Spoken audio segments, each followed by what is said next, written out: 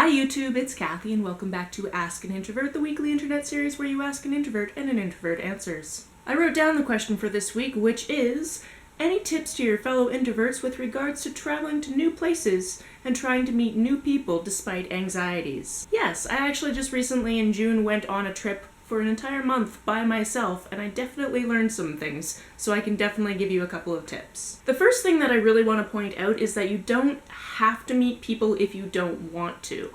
If the purpose of your trip is to just go and explore, don't feel like you have to be meeting people left, right, and center. Of course, if that's what you want to be doing, here are the tips and tricks I have for you. One of the things I did before my trip was I tried to source some accommodation for myself that wouldn't be super expensive, and by doing that, I was staying with people. All of the people I stayed with, either I had only met online or I had met once quite briefly at the previous VidCon. However, I sourced these people through Nerdfighter connections, so I knew we had at least that in common, if not more. And another connection was sourced through YouTube. So if you are going somewhere, try to use your sources online to figure out if you can meet up with people you already know from online or people that you might want to know in that area.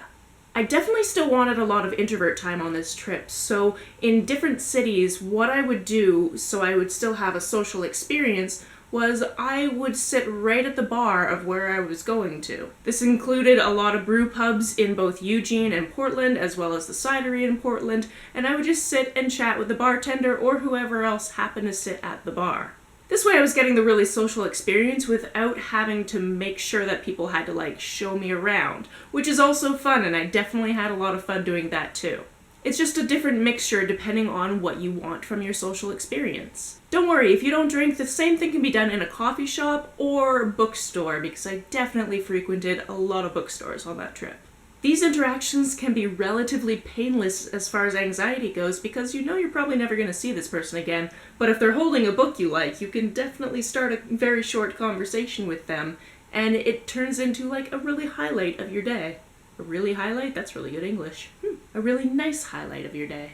There we go. Something else to consider, depending on what kind of trip you're thinking about taking, is there are guided trips you can go on. I went on a couple of these while I was living in Europe, and I still have some of those people as Facebook friends to this day, even though we didn't keep completely in touch. By going on a multiple-day trip with these other travelers, you get to learn different pockets of their history and share yours as well. And again, you're contained for a while, so you kind of have to hang out, but also you can retire to your hostel bed at the end of the night or, mid-evening if you so desire, and there's no super pressure for you to be social the entire time.